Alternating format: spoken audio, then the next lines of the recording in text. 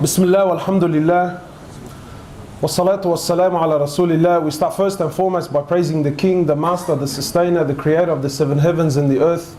And we send peace and blessings upon our beloved Muhammad sallallahu alayhi wasallam, the greatest prophet of them all. The topic of tonight was the reality of dunya. You know, my brothers, many of you, I'm sure you've either heard my talk on YouTube or you've seen it, or you know. But the reminder benefits the believer, and I wanted to start off the night with a very, very famous story. I've mentioned it to you guys before, I'm sure I have. It's very famous on YouTube. I believe Yusuf Estes made it very, very big lately. Now the story within itself, the asl of the story is that it's an Israeliyat. Yani it's the stories from the people of Banu Israel. And as far as the hukm on these stories is, the Prophet of Allah, he says, mention their stories. We don't say they're true and we don't say they're false. So we don't derive any halal, haram. We simply take the benefit, you know, from the moral of the story.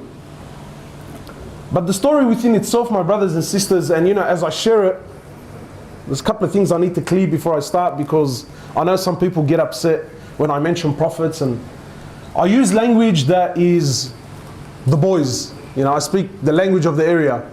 And some people feel that that's somewhat disrespectful, that you should better the language. And wallahi, my intention is because I know when I use that language, people understand it better.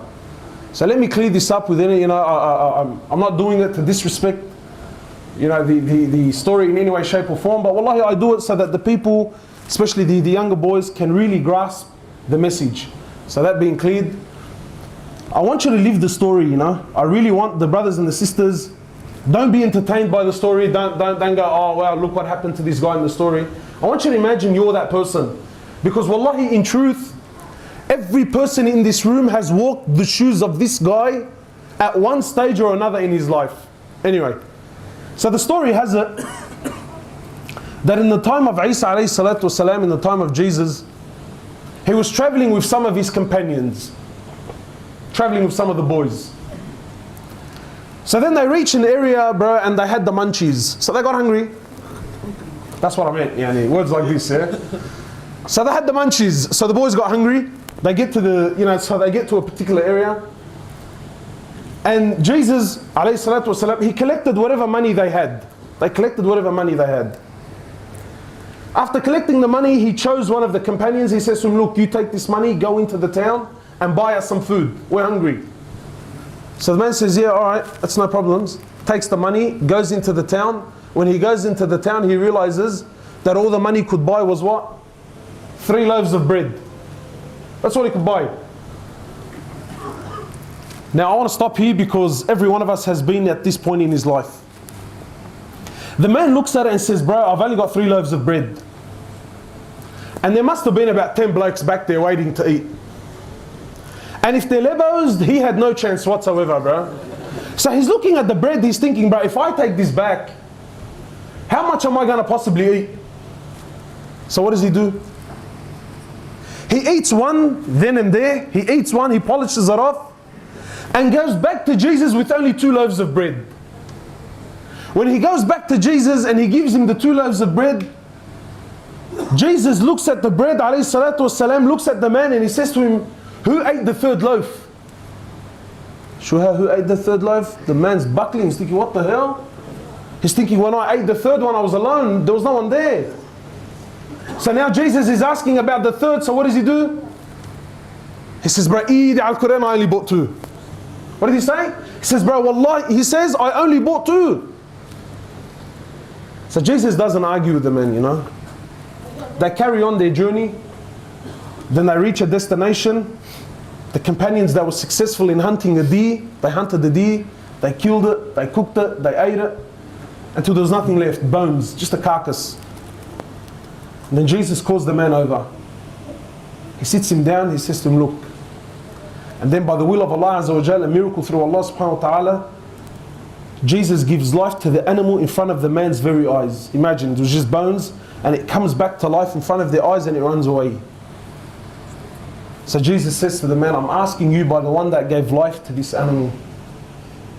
Bro, who ate that 3rd loaf of bread, man? If the guy wasn't feeling pressure before, now he's thinking, Ya Allah, He's thinking, cuz, I swear I only bought 2. You know, sometimes my brothers, we make a mistake in life, and you could have corrected it when you first made the mistake. But because of a lie, because we were put into a corner, we make the situation worse on ourselves. The man could have, back then, he could have said to him, look, wallah, I got hungry, cuz, and you know, and I was afraid if I bring the food, there's going to be nothing left. Now, look how deep he's falling. He's seen, he knows very well, bro. The animal came to life in front of... Anyway, Jesus doesn't argue with the man, they continue on. They eventually reach a river. The river was over flooded. There was no boats to cross the river, and they had to get to the other side. So Jesus, Isa alayhi salatu wasalam, he gathers the companions, and by the will of Allah Azza wa Jal, Allah subhanahu wa ta'ala allows them to walk on the surface of the water. All of them, imagine all of them, as a group. They walk on the surface of the water, and then they cross the river and get to the other side. And then Jesus calls the man over. He says to him, I'm asking you by the one that allowed us to walk on the water, man. Who ate that 3rd loaf of bread? Now the man's feeling the heat, bro. He says, honestly, there was only 2. They carried on until they reached their final destination. Jesus calls the man over. They sit down on the floor. And Isa alayhi salatu wasalam, he gathers together 3 piles of dirt. Imagine you're this man. He puts together 3 piles of dirt. He sits the brother down. And by the will of Allah Azza wa Jal, he turns the dirt into gold. Then he says to the man, he says, look, I tell you what. He says, 1 pile is for you. 1 pile is for me. And the 3rd is for the one that ate that 3rd loaf of bread. The guy, bro, eat Al-Quran, I ate the bread. He sees the 3rd loaf. He says, I ate the bread. Allahu Akbar, now there's papers involved, there's gold. The guy's eyes, bala Jesus, bala ma ba'arif shu, bala, Allahu Akbar, there's gold. So the man, when he sees dunya, he sees gold, he says, bro, I ate the 3rd loaf. Isa alayhi salatu wasalam, he says, look, for you, you have all 3 piles, but you can't join us anymore, man. What does the man say? He says, go, bro, go, look at this fortune that I now have, man. You know, my brothers, let me stop here for a sec, yeah? How many of us, wallahi, we've sold our deen for a small price, man? Yes, we are walking with prophets, and yes, prophets are sitting us down and telling us, yes, I know. But how many of us, for a small price in this world, for a small price, we sold our deen? So now the man's kicking back, bro. He's looking at all this dahab, he's looking at all this money. He's thinking, Allahu Akbar, what do I buy first, bro? Do I buy the C63 first? Is it the... He didn't know what he's going to buy first. So he's sitting there, he's looking at the gold, he's admiring it. Isa and his companions take off. Shortly after, 3 thieves come by. When they see the man and 3 piles of gold, the maths is pretty straightforward, bro. First thing they did is they knocked him off straight away. They killed the man. 3 thieves, 3 piles of gold, halawa. But they too were hungry, man. So one of them says, look, I'll take some money, I'll go to the town, I'll buy some food, we'll have a feed, and then everyone takes his pile of gold and we call it a day. Beautiful, man. He goes to the town, my brothers, and on the way he starts thinking to himself, you know. He's thinking, how can I get that money, man? And while he's over there buying the food, the 2 that stayed behind are thinking, how can we take his money? So they planned and plotted, and he planned and plotted. They said, when he returns, we'll kill him. They said, what? When he returns, we'll kill him. And we'll split his share in half. When the man reaches the town, he buys the food, he says, bro, 100% they're going to do something to me. So what does he do? He poisons their food. He comes back with the food. Before he could do anything, they killed him straight away. As he knew, as he planned. Wallah, they sat down, they had a feed, and little did they know what? The food was poisoned. Wallahi, shortly after they also died. Now Isa alayhi salatu wasalam and his companions, they're walking back. They seen their former companion the 3 thieves, and the 3 piles of gold sitting there untouched. So Isa alayhi salatu wasalam, he looks over to his companions and he says to them, this is hayat ad-dunya. He says, this is the life of this world, and this is what it does for the one who runs after it, man. That's dunya, my brothers and sisters. Wallahi, you can run and gather and collect as much as you want. You're leaving everything behind. You know what? Wallahi, you're leaving everything behind. And my brothers, honestly, how many of us, we've sold our deen for a very small price? And some of you think, nah, cuz me, I'm a soldier. I'm a soldier. Wallahi, my brothers, the tricks of shaitan are far greater than us. When I was in the UK, one of the mashayikh there, he was sharing his story with us. And I heard it personally, yani. It's a very famous story. Just to give you an example, one of the mashayikh there, he says, I was hired by one of the masajid as an imam. He says, I was hired as an imam by one of the mosques. He says, and I was new to the area. And really, this is a true story, so I really want you to really live it out, yeah? He says, I was the imam, and I used to take the bus from my house to the town, to that area, and then I would walk to the masjid. It wasn't far from there. And he says, because I was the imam, when I would go to the masjid, he went in his abaya and the amama and the whole shebang. He says, so I would take this bus. He says, one day I jumped on the bus and it was a new bus driver, so it wasn't someone that he had seen. He says, I jumped on the bus, I paid him for my fare, and he gave me the change. He says, when he gave me the change, I didn't really look at what he gave me until I went back to the back of the bus, I sat down. He says, when I sat down, I looked at the money and I realized he gave me 20 pence. In the UK, 20 pence, we're talking nothing, but cents. Like 10 cents at most. He says, so I sat there and I said, man, the guy gave me more. He said, and then the conversation started happening in my head. And honestly, how many times have you been in this position? He's thinking, you know what?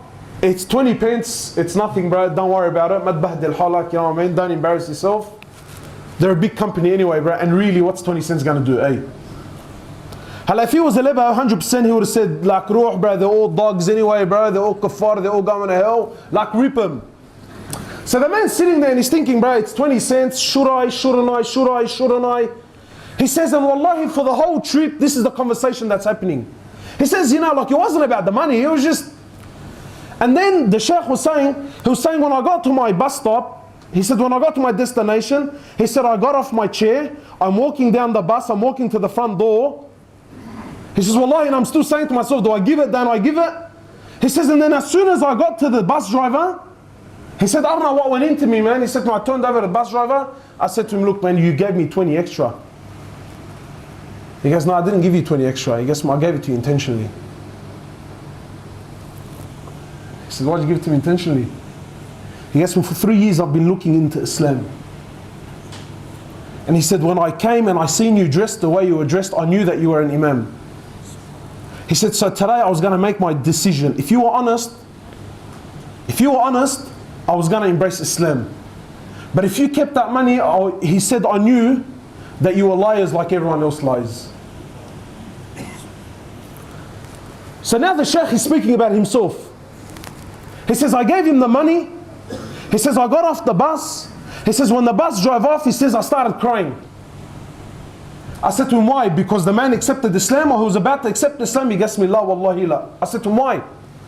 He said to me, I almost sold my deen for 20 cents, bro. He said, I almost sold Islam. I sold the deen of Allah Azza wa Jal for 20 cents. Now you're thinking, bro, I would never do it. But how many of us, honestly, how many of us have sent our wives to Centrelink? Send your wife to Centrelink in a scarf or jilbab and even taray niqab. She's got 3 kids in a pram, 1 on her hand, 1 in her stomach, and she's walking in signing papers saying, I'm a single mother. Why? Because you get a couple of dollars at the end of the week, bro. So So don't tell me, oh, you know what, well, I'll never do it. Wallahi, because shaitan comes in different ways, man.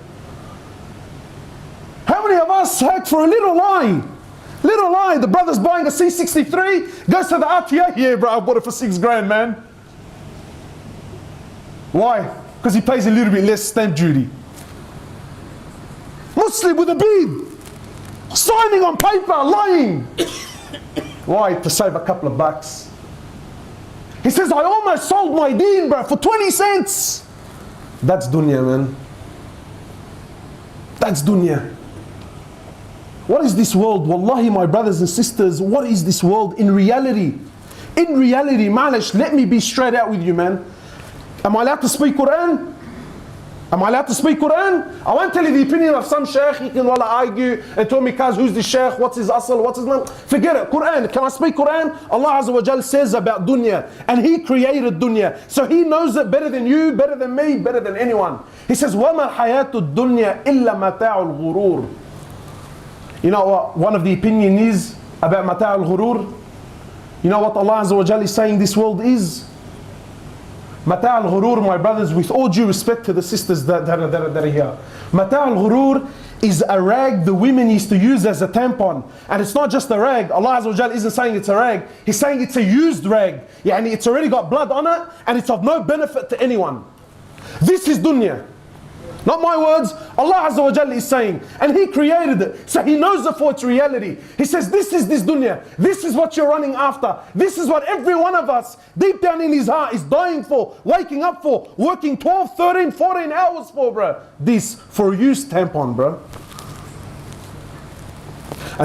I wish it's that, bro. We're punching on now because of it. We're going to war on the streets now. Muslims are bluntly killing Muslims. Why? For used tampon. We've sold our deen. Wallahi, we've sold our deen. Go to any masjid you like any masjid for a Fajr prayer. And see how many people choose Allah over dunya. Go! I'm not going to tell you, Allah, go, your own masjid, choose the own masjid you want. Go there for Jum'ah, then go there the next morning for Fajr. And then the same crowd. You know what's funny? You tell, Wallahi, brother, deen or dunya? Astaghfirullah, Kaz, what are you calling me a kafir, bro?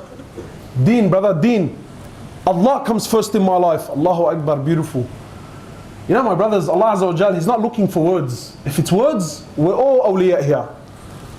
If it's words, forget it. I'm the biggest aflamja on the face of the planet, bro. I'm on levels. But Allah's not looking for words. What's Allah looking for? Action. Because actions, my brothers, they speak far louder than words. Far louder than words. The same ummah that tells you, brother, I believe in Allah. And I believe that Allah is a Razzaq. And I believe it's Allah who gives and takes dunya. These same people, for Salat al-Fajr, everyone is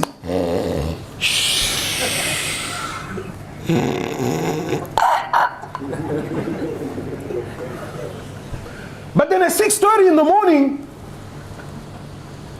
he's up on his feet, buying a za'atar manushi with a V and a cigarette, going to work. I'm not saying this is haram, but seriously, what have you chosen, deen or dunya? The same ummah that says to me now, brother, it's Allah, Allah, Allah, for Fajr is asleep. But then when he comes to work, wallahi, if his boss tells him, cuz you gotta be at 3 in the morning, like tikram ayunak, bro. What have we chosen, man? What have we chosen? So it's not about, you ask yourself, what have I really chosen? Have I chosen deen or have I chosen dunya? What has gotten the better of me? Rasulullah, he knew the reality of this dunya, man. Sometimes people think that, being a Muslim means you have to be a hater for dunya. No. The Prophet of Allah didn't come to tell us to hate dunya, no. He came to expose dunya to its reality. He came to show you how to take the best from dunya and leave the rest of it behind. He came to teach us. And he says in the hadith, He says, الدنيا ملعونة وملعون ما فيها. He says, this world is cursed. There's no good in this world, trust me. He says, and whatever in it is cursed, except what? He says, except the remembrance of Allah, more or less. He says, except the remembrance of Allah, or seeking knowledge or teaching, or anything around this. What's this world, my brothers, really? Wallahi, my brothers, you take nothing with you. My sisters, you take nothing with you. This world is temporary. It's temporary. Today you're here, tomorrow you're gone. That's the truth. What did one of the kings of the past, he says to his men, he says, when you bury me and stick my hands out of the grave. He says, bury me naked and stick my hands out of the grave. So his men were amazed. And they said, cuz, yani, malish, we understand that you want to go naked, alright. But why stick your hands out of the grave? He says, let it be known that this king, when he left Dunya, he left empty-handed. He took nothing with him, bro. My brothers, wallahi, all your problems and all your dramas and whatever you're going through, it's going to finish as soon as your time in this dunya finishes, man. Harun al-Rashid, one of the great khulafa of this ummah, one of the great leaders centuries ago, yeah? I think he conquered almost one third of the world was under his empire. And then one of the scholars that he was sitting with, he says, look at what we've accomplished. He's telling the scholar, look at what we've accomplished as far as dunya is concerned. So the scholar says to him, he says to him, bro, do you know what the equivalent of your accomplishment, everything you own? He says, do you know what it is in reality? He says, no, what? He says, no, I'll tell you what it is. He says to me, if I invited you over, look at Malish, it's a bit deep, yeah? But think about it. The scholar says to me, look, if I invited you over to my house and I fed you a lot of salty food and you became very thirsty after, very thirsty, and there was no water anyway. He says, and I possess the only cup of water. He says to him, what would you pay for the cup of water? He goes, bro, I'll give you half my kingdom. For a cup of water. He says to him, what if I give you the water and then you had to go toilet to do a number one and you're busting and you couldn't go anywhere and you're really, really busting. He says, and I was the only one that had the means to allow you to relieve yourself. He says, what would you pay for you to relieve yourself? He says, bro, I'll give you the other half. He says to him, you and all of your kingdom are worth a cup of water and a bit of urine, man. He says, you and your whole kingdom, in reality, what's it worth? You're prepared to give it all up for a cup of water, and a little twinkle at the end, bro. That's reality, man. That's reality. My brothers and sisters, I'm not here to tell you, wallah, I hate this dunya. No, but take dunya for what it is. It's temporary, man. Rasulullah sallallahu alayhi wa sallam, he was with Abdullah ibn Umar. And he says to Abdullah ibn Umar, young boy. Abdullah was nicknamed what? What was the nickname of Abdullah? The son of Umar ibn al-Khattab. He was nicknamed Majnoon al-Sunnah. That was his name. Majnoon, wacky, crazy. Majnoon al-what? Sunnah. Abdullah ibn Umar followed the footprints of Rasulullah to the T. To the T. To the point he was that bad, good really, but in our terms, he was that bad that once he was walking in a place on his horse. And he was walking and there was some people there and there was nothing there, and as he was walking, he ducked his head down and then he put his head back up. People looked around and said, what is wrong with this bloke?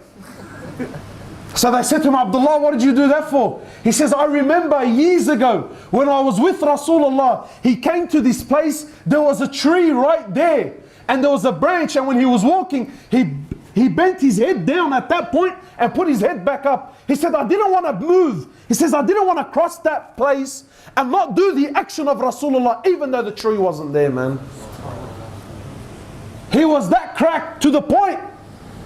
Brother, branch wasn't even there anymore. He says, I wasn't going to go past until I bent my head like Rasulullah bent it. And he followed him to the T. Abdullah says, I was a young boy. He says, and Rasulullah sallallahu alayhi wasallam, he grabbed me by my shoulders. And for the Arabs at that time, when you grab someone by his shoulders, what does it mean?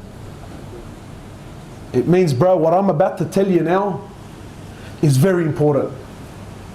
So Abdullah is saying, Rasulullah sallallahu alayhi wasallam grabbed me, bro. Look at this honor, man. He says, he grabbed me by my shoulders and he says, Abdullah, he says, كن في الدنيا كأنك غريب أو عابر السبيل. He says, Abdullah, live in this dunya like a stranger, like a traveler. Abdullah says, Wallahi, from that day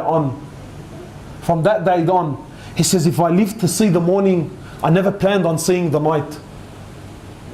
And if Allah gave me life to see the night, he says, by Allah, I never planned on seeing the morning. Look at the example, look at the analogy Rasulullah sallallahu alaihi wasallam is giving us. A traveler, a stranger. My brothers, have you ever been to a place and you're a stranger? Anyway, like, I'm sure, you know, I know for me, maybe, you know, like when I go down north, whatever, in Vaucluse or in Double Bay and whatever, and I have to walk out and go to the shops, ya Allah, get me the hell out of there, bro. I'm uncomfortable. Why? You're a fish out of water. Fish out of water.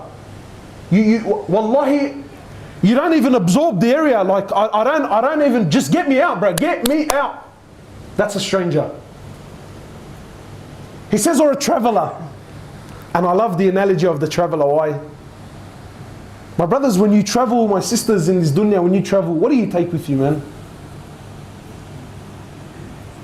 Do you take your car? Do you take your house? You take a bag, man. You take a bag. If you're lab, you take a really big bag. But nevertheless, it's a bag. True? It's a bag. Maybe your auntie give you the ghaseli, take it to your uncle in Lebanon. Other than that, really. But in all, what do you take with you? What do you travel with? The necessities, bro. I'm going to an area that I don't know. What do? You usually jump online. What's the weather like there? If it's really hot, do you take winter clothes with you?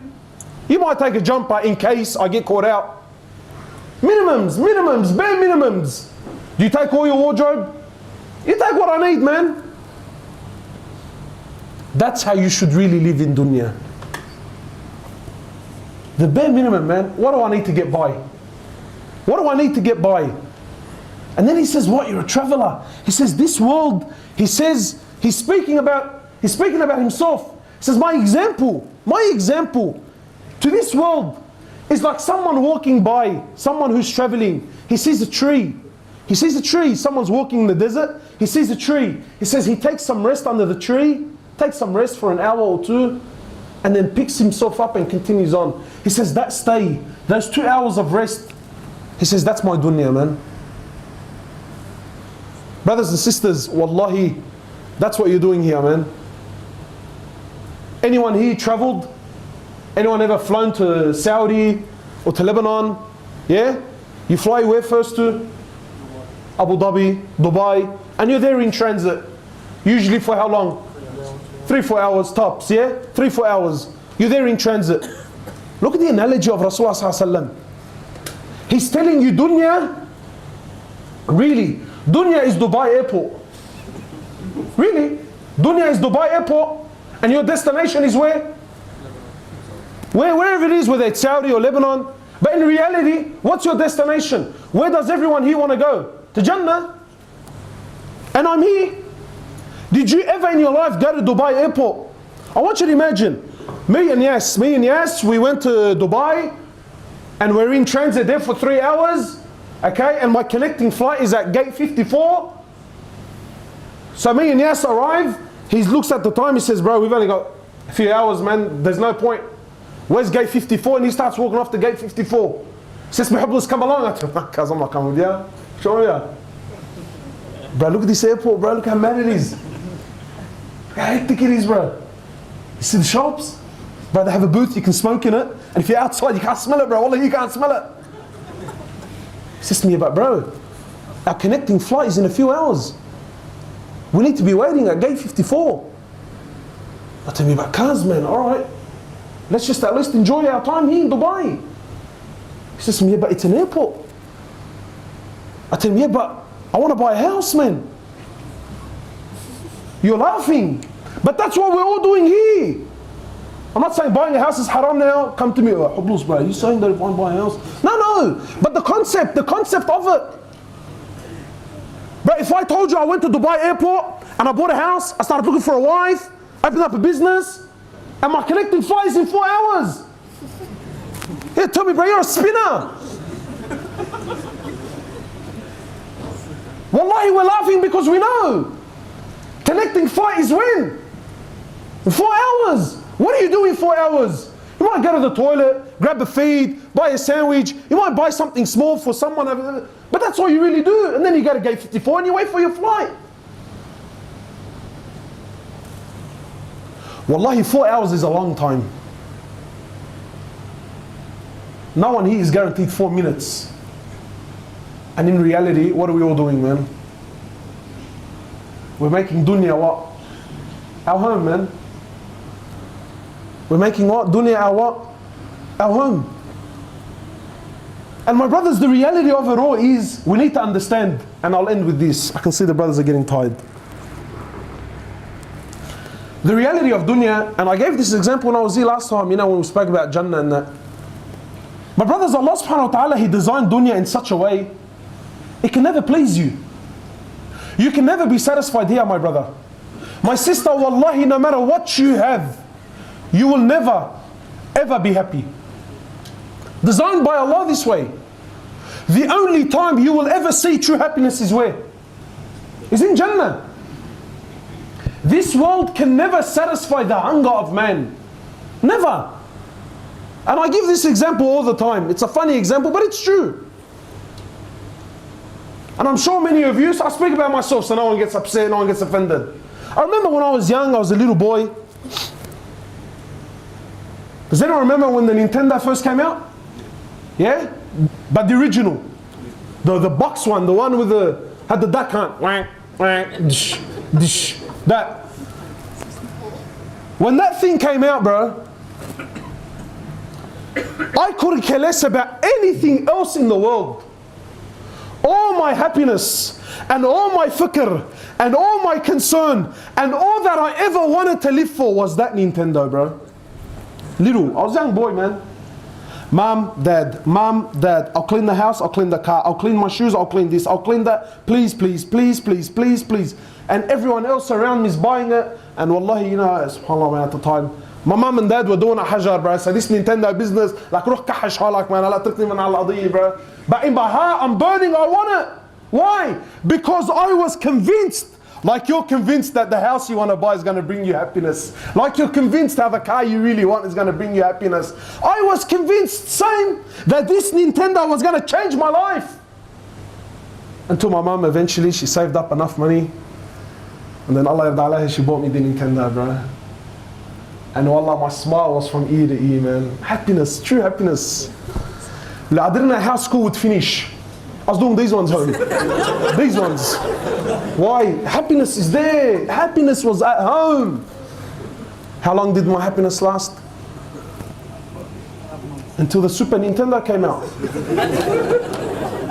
And because it took my mum so long to buy it, she bought it almost before the new release of the Super Nintendo. So the gap between my Nintendo and the Super was like very short, bro. Wasn't like the guy who bought it 3 years ago. Ya Allah. Come on, man. So what happened to my happiness? This isn't happiness, this is chat. I can't continue on like this. So I come up to my mum. Oh Allah, mum, you know. The Nintendo you bought for us and that, wallah, yani, thank you very much, but mum, Super Nintendo's out, man.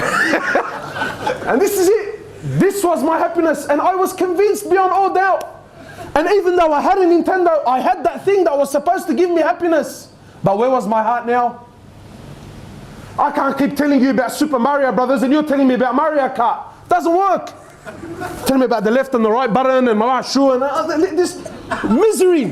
What was supposed to bring me happiness was now bringing me the biggest misery of my life. And I kept insisting and begging my mum until she got me what? She got me the Super Nintendo. What happened when I got the Super Nintendo? Yahra Abu, the Nintendo 64 came out. Ya Allah. And this is my life, bro. Nintendo 64, then the Nintendo Cube, then the Nintendo Mabarif Ash, and my heart is being ripped apart, bro. Left and right, left and right. Ultimate happiness, ultimate lows. Ultimate happiness, ultimate lows. Until eventually I got to a point where what? He's still playing computer games. Psh, I gotta start driving, bro. I remember crossing the days off the calendar, man. Crossing the days until what? Till I turned 16 so I can get my L's. Then I got my L's. Look, I'm sure everyone here, to one point or another, even if you're old, young, every one of you has walked through these shoes. I was convinced beyond all doubt the misery in my life is because I can't drive. I need a license. Then I got my L's. Then I got my P's. I got my license. Now what was the pain in my life? I need a car, bro. I can't keep driving my dad's Taraga van around. Very embarrassing. You remember the first car you ever bought? Does anyone here remember the first car they bought? They're the biggest POS on the face of the planet, bro. The biggest heap of crap. But I drove that thing like it was a Lamborghini Gallardo, bro. In the streets until they called you a grunk. Did you care? Honestly, did you care? Like, call me what you want, bro. I'm cruising around. Then the system in my car was worth more than the car. I started going, wallahi, areas, Brighton, I never knew Brighton before that. Like, wallah, I was doing laps around the place. Why? But really, why? It was happiness. It was happiness. Like, that first car was the best. Now, wallah, you wouldn't drive it if I paid you to. I'm gonna jump in there, are you serious? And you've been changing cars since then. We've been changing cars since then. Are we happy? Honestly, are we? Wallahi, brothers are rolling out cars, rolling them out from the factory. Oh, didn't you get one with a sunroof? Yours doesn't have a sunroof? Nah, bro, I don't have a sunroof. That's chat, bro. What a spinner, man. That's dunya, man.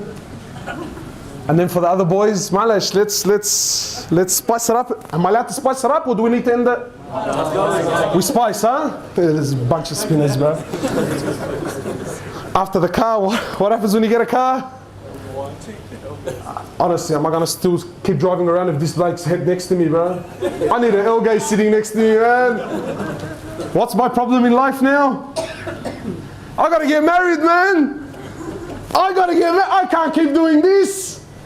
Cause wallahi, bro, Allah, as soon as I get married, I'm gonna give my life to deen. How many times you heard that, man? How many sisters? Wallah, as soon as I get engaged, wallah, I'll start wearing the hijab. Have you heard that? Have you heard that one? Until she's got 3 kids, still unscarved. Yeah, soon. These are the tricks of dunya, man. Tricks of dunya. Sisters, the poor thing, look at the sickness. The sister thinks that if I cover myself, Allah will deprive me of a husband. So what should I do? Let me fall in sin to do something halal. Brothers are now falling in sin, falling in haram. The brother has neglected his deen, neglected salah, lost all hope, all yaqeen in Allah Azza wa Jal, because I need to get married. And up until I get married, I'm not going to pray, I'm not going to fast, I'm not going to go to the masjid. My happiness, my problems, my dramas is in the fact that I'm not married. Taib.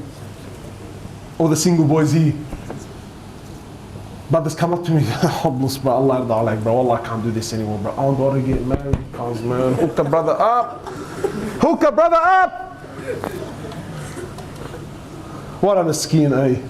The single boys are thinking, no, bro, trust me, I know, cuz. But if you're single, please, Go to anyone who's married, especially the older guys, tell him, cuz, did you find happiness in marriage or you didn't find it? And he'll tell you the truth, bro. He'll tell you the truth. Did you hear the joke? A young boy goes with his mother, they went to a wedding. This is new to him. So he goes to the mum, his mum goes, how come the bride's in white? She goes, this is the best day of her life. This is the day she's been waiting for. This is the day of happiness. This is the day of joy. This is the day of... So, so why is the groom in black? Wallah, because it's... And that's the truth, man. That's the truth. Every one of us here is convinced that, cuz, when I get married, I'm going to find happiness. And I walk those shoes. People start telling me about what? The honeymoon. You heard that? Honestly, look how nice the name is, eh? Honeymoon. I thought honeymoon means what? Oh, I was going to go to Malaysia, go to the hotel, and what? Honey was going to fall from the sky, from the roof, and sure. And khalas, bro, I couldn't care less.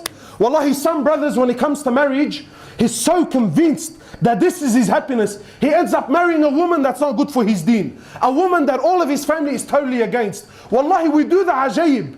We do the ajaib, bro. We marry, oh my heart. People, you think, cuz, what were you thinking? What were you thinking? But we go through extreme measures. Extreme measures. I remember when I got married, I was about to go on my honeymoon, and an old man came up to me, Wallahi, now, I want to know where he is. So I can kiss his feet. He sees me happy, he's obviously miserable. Yes, why are you so happy? شهر العسل, I said, I'm going on my honeymoon, bro. Ali asal, Allah asal, bro. He said to me, I can enjoy the asal. I said, what do you mean? He goes, خليني لك شغلين. What's that? He gets me the first few bites, yeah, they're honey, bro. I said to him, yeah, he gets me, and then down the bottom, it's something else. Mash, with all due respect. I said to him, nah, cuz it's not like that. He gets me type, alright. I'm not going to tell you about me, on my honeymoon, bro. 3 days into my honeymoon, wallahi, I wanted to throw off from the hotel room, bro. Open the window and just do those ones. I didn't sign up for this. I didn't sign up for this. Babe, I'm not having a go at my wife. That's the reality, man. That's reality. How many of us now, we're having marriage problems? Why? Because we didn't think beyond the marriage. We didn't think beyond the wedding day. I got married, yeah, and so what do I do now? My brothers and sisters, your happiness, wallahi, is not in these things, man. Yes, we get married. Yes, we work. Yes, we buy a car to get on with life. Yes, I might buy a house if I can afford it through halal means. Yes, to shelter my family. Of course, this is all, you know, these are all the requirements of life. Yes, we do these things, but not at the price of sacrificing my deen, man. Never, ever put dunya before deen. Never. Wallahi, my brothers, how many of us, because of work, how many Muslims on a weekly basis, they miss Jum'ah? Why? Because my boss doesn't let me go, man. My boss doesn't what? My boss doesn't let me go. Or because of uni, they miss Jum'ah. Why? Because my boss or my teacher, whatever, doesn't let me go.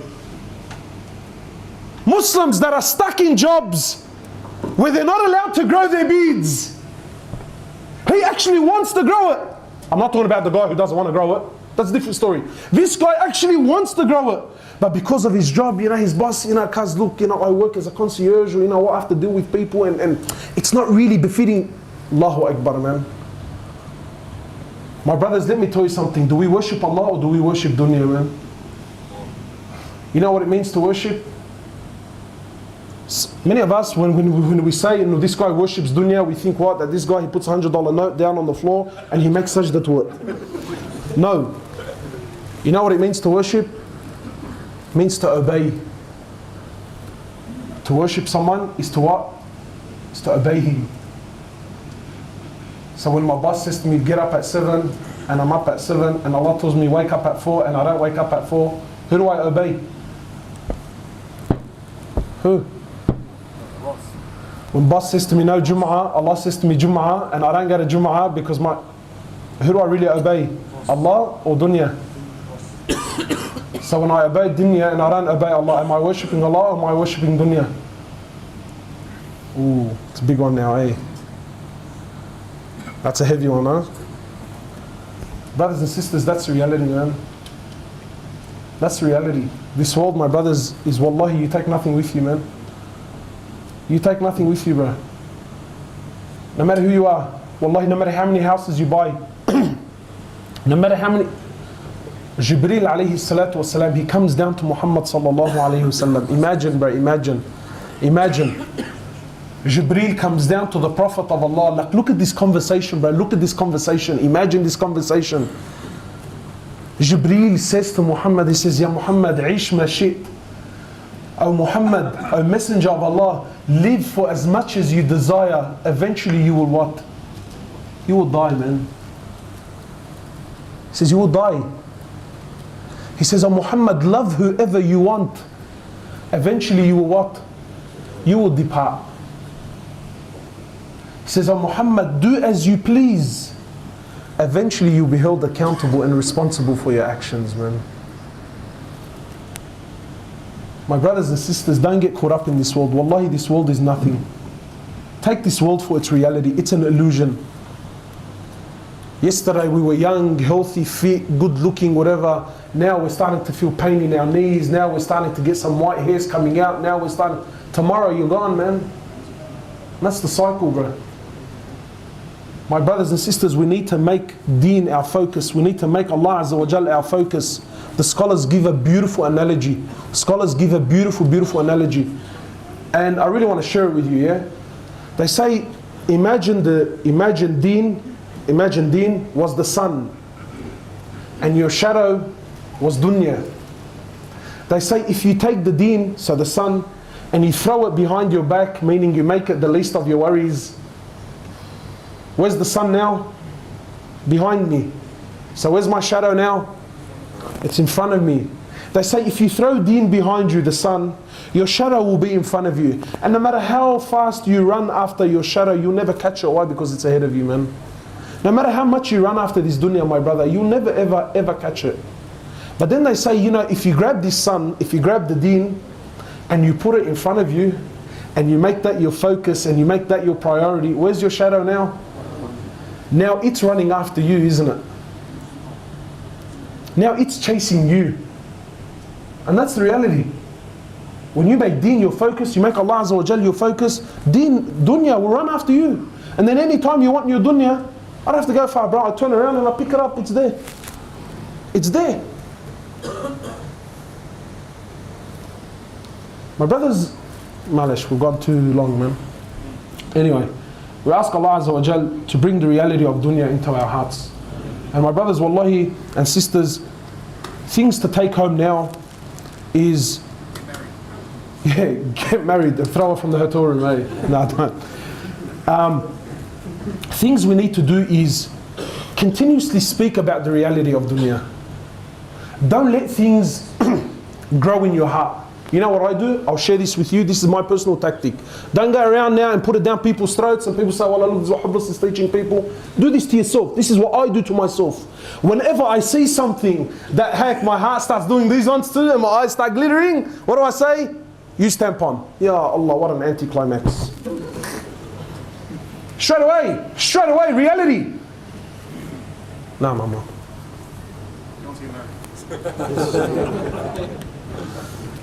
Huh?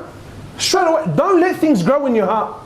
When brothers are sitting there and they're talking about something, talking about dunya, talking about how mad this is and how hectic this is, with wisdom, try to redirect their focus.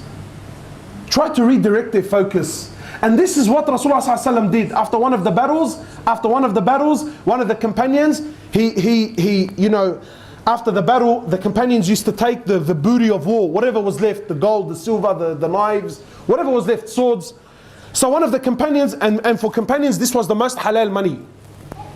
So anyone you killed, you took whatever he had. So companions used to take this, and then they used to trade amongst one another. So one of the companions, he traded so much, till he made the most money on that day. He made the most money. So he comes to the Prophet of Allah, he's happy. He says, "O Prophet of Allah, no one today was more successful than me." Meaning what? No one made more money than I did. So Rasulullah ﷺ, look at our teacher, man. He sees what? He sees now that he's somewhat being affected by dunya. So what does the Prophet of Allah do? He redirected him. He says to him, "No, I know someone that made more money than you." So the companion says, no, Prophet of Allah, trust me, I know, cuz I was on the battlefield. I dealt with everyone, I traded with everyone, and I made more money than everyone. He says, no, I know someone that made more. He says, "O Prophet of Allah, who?" He says, anyone that prayed 2 rak'at, nawafil, like that, sunan, lillah ta'ala. Anyone that prayed 2 rak'at, it's worth more than the world and what it contains. Worth more than the world and what it contains. And that's the truth. We know the reality of dunya. We know the reality of dunya. Our hearts burn when money is taken away from us. Our hearts, they burn. And I give this example. If anyone here had an AMG or had an M5, whatever it is, some hectic car, bro. You bought a hectic car, and I bought it and it wasn't insured, and I parked in front of my driveway, and the next morning I woke up and some odd day burnt it for me, bro. Yeah? Someone burnt it for me, yeah? Automatically your heart, what? Come on, bro, wallahi, that's a burner. Wallah, that's a burn job. But if I missed Fajr that morning, honestly, would you be upset? Come on, cuz, it's alright, bro. It's only a sunnah, you don't have to do it. Don't be so hard on yourself. Allah Ghafur Rahim, man. You cry for the car. You cry when someone scratches your car, you cry. But the ummah is missing Fajr. Rasulullah ﷺ, he says the sunnah of Fajr, never mind Fajr. He says the sunnah of Fajr is worth more than the world and what it contains. And we're missing it on a daily basis. Is anyone there to cry for it? So my brothers, we need to wake up to reality of things, man. So we ask Allah Azza wa Jal to bring the reality of dunya into our hearts. We ask Allah subhanahu wa ta'ala to put the love of Him and His Prophet and His deen into our hearts. We ask Allah subhanahu wa ta'ala to make us from the people of Firdaus al-A'la. ونصلي على الحبيب محمد صلى الله عليه وسلم. سبحانك اللهم وبحمدك نشهد أن لا إله إلا أنت نستغفرك ونتوب إليك. جزاك الله.